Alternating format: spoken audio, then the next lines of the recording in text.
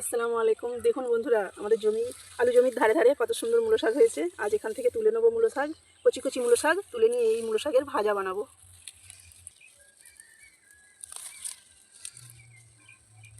একদম কচি কচি, খেতে দারুণ লাগবে ভাজা করলে। এই দেখুন বন্ধুরা, শাক তোলা হয়ে গেছে। এবার বাড়িতে নিয়ে যেয়ে কেটে বেছে ধুয়ে নেবো, তারপরে রান্না হবে। দেখতে কত সুন্দর হয়েছে দেখুন, একদম দারুণ কচি কচি, একেবারে সবুজ হয়ে আছে। শাক কেটে বেছে ধুয়ে নিয়েছি ভাজার জন্য। এবার লবণ আর পানি দিয়ে সেদ্ধ করে নেব।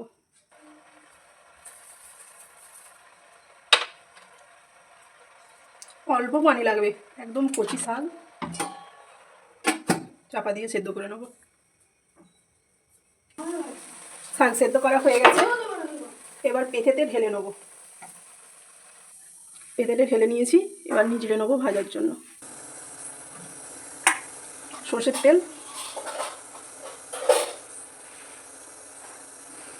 শাক ভাজায় একটু বেশি তেল দিলে খেতে খুব সুন্দর হয়, শাকটা ভাজাও হয় দারুণ।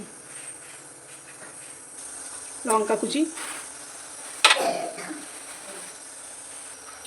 পেঁয়াজ।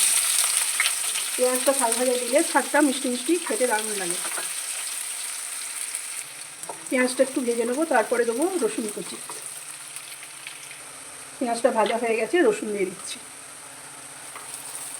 রসুনটা দিয়ে একটু ভাজা হয়ে গেছে, এবার দিয়ে দেবো শাক।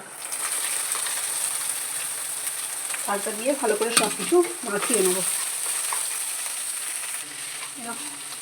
এরকম নেড়ে নেড়ে ভেজে নিতে হবে। শাক ভাজাটা দিয়ে দারুণ খুশবু আসছে। শাকটা এবার ভাজা হয়ে গেছে, নামিয়ে নেবো।